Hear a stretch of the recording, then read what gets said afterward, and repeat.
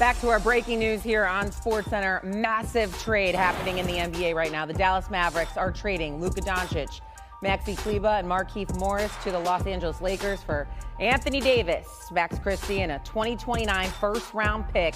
It's a three-team deal that includes Utah, according to our Shams Charania, who we might hear from later on. In the meantime, let's now say hello to Stephen A. Smith, who, of course, is on our NBA Countdown desk. And Stephen A., what a blockbuster to drop on a Saturday night, but nonetheless, here we are. Luka Doncic going to the Lakers, Anthony Davis going to the Dallas Mavericks. What's your reaction? I'm shocked. I'm shocked like most, if not the entire basketball world appears to be. It's not something that you would have ever anticipated, primarily from the Dallas Mavericks. Luka Doncic is a global star. He's a global superstar in this game. You know what he can bring to the table. He's fresh off an appearance in the NBA Finals. He's 25 years of age. He's a perennial all-star and a 25-point-per-game scorer, averaging 28 points a game this year, even though he only played 22 games. Nobody would have thought that you would think to trade Luka Doncic. So there's a lot of speculation as to why that may have happened. Did he want out? Did something happen that the team said, okay, enough's enough, let's get rid of him? We don't know the answer to that question at this particular moment in time, but that's speculation. And then when you look on the Anthony Davis side, this is a guy that's a big-time player. He's an all-star. He's one of the elite defensive players in the game of basketball, a rim protector, a scorer, good for 25 and 12 a night, etc. And the Lakers moving away from him, what does that say in terms of their message to LeBron? LeBron James is 40 years of age in his 22nd season. You're looking to compete for a championship. Anthony Davis himself was on the record saying we need a 5 so I can get to my natural position at the 4, and I think that's what we could use in order to move forward and potentially win a championship. By this move happening, the Lakers have no rim protector. Luka nor LeBron James can do that. So the season, in a lot of people's eyes, is a wash for the Los Angeles Lakers. And it appears like they've said to LeBron James, I'm sorry, maybe another time, but we're certainly not going to be thinking about a championship this year when we have nothing on our front court after losing Anthony Davis. And so that's what you're looking at right now. It's a whole bunch of questions, a whole bunch of intrigue, and a shocker, maybe the biggest shock of a trade that many of us have seen in NBA history. So, Stephen A., Anthony Davis did not play tonight against the Knicks for the Lakers, and now it makes sense why. But I'm going to look at this from a Mavericks perspective. The Mavericks were in the NBA Finals last year.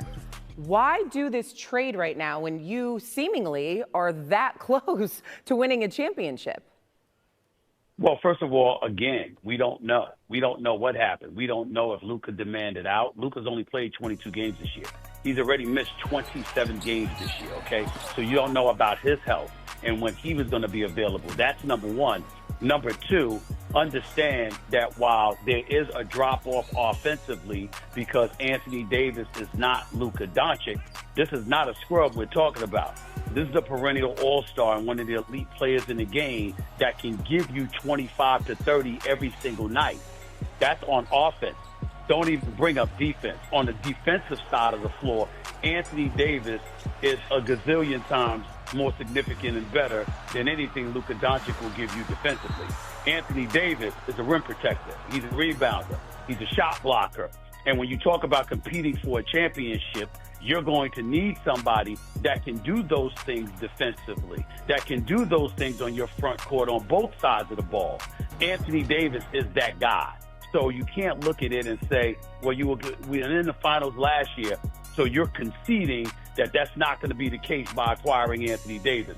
This is not a scrub we're talking about. This is one of the elite players in basketball. He's no Luka offensively, make no mistake about it, but he is far from a scrub. A matter of fact, he's pretty damn elite offensively, and defensively, there's nothing to talk about. It's a significant upgrade that the Dallas Mavericks just achieved. So if we look at the Lakers now, this is a very new look. Obviously, they have J.J. Redick as their head coach, and they've got LeBron James. We know that. And now you add Luka Doncic to the mix. And Stephen A., if we could take a step back now, what do you expect this Lakers team to look like going forward? I'm not even mentioning the Markieff Morris of it all or Kleber. What do you think?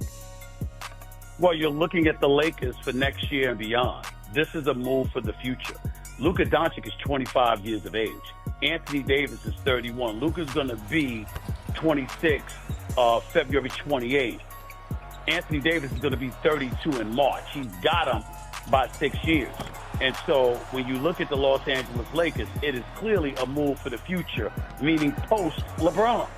That's what this is. And every move that they make from now on is going to be to build the team around Luka Doncic, because you now have a global star who's going to be box office, who's going to attract an audience for you. People are going to walk through the turnstiles to see him and what he brings to the table. And if he can commit himself to being in shape, which is something Luka Doncic has never, ever done, the bottom line is that the Lakers' future is going to be perceived as being very, very bright, but not necessarily this season.